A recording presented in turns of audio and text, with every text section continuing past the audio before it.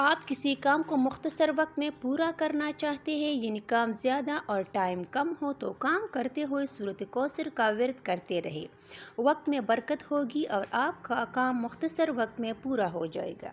کوئی پریشانی مشکل اور ہو، اول آخر 3 مرتبہ درود شریف اور 21 مرتبہ سورۃ قریش پڑھے، 3 دن عمل مسلسل کرے، پھر اس عمل کے کمالات اپنی آنکھوں سے دیکھے۔ ایک دن میں کئی مرتبہ بھی عمل کا معمول بنا سکتے ہیں۔ کوئی روٹ گیا ہو، گھریلو جھگڑے، میاں بیوی کے ناچاکیاں ہو، رزق کا مسئلہ، منچاہی نوکری ہو، اولاد کی نافرمانی کا مسئلہ، قرض ادا کرنا ہو۔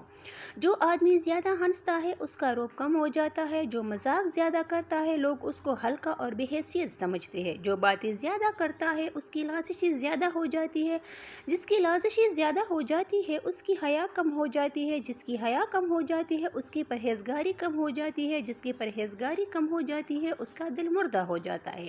اللہ کے سوا کوئی نہیں جانتا آپ کتنے اکیلے ہو، کتنی تکلیف سہ رہے ہو، درد کی شدت کیا ہے۔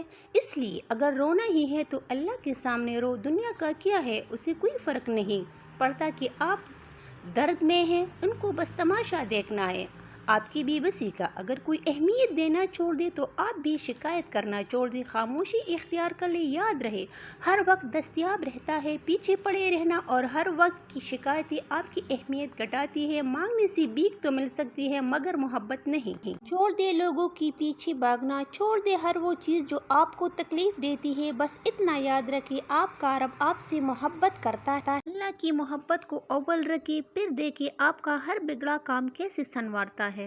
حضرت علی رضی اللہ عنہ نے فرمایا، محنت کا پھل، مصیبت کا حل اور آنے والا کل سب اللہ کے ہاتھ میں ہے۔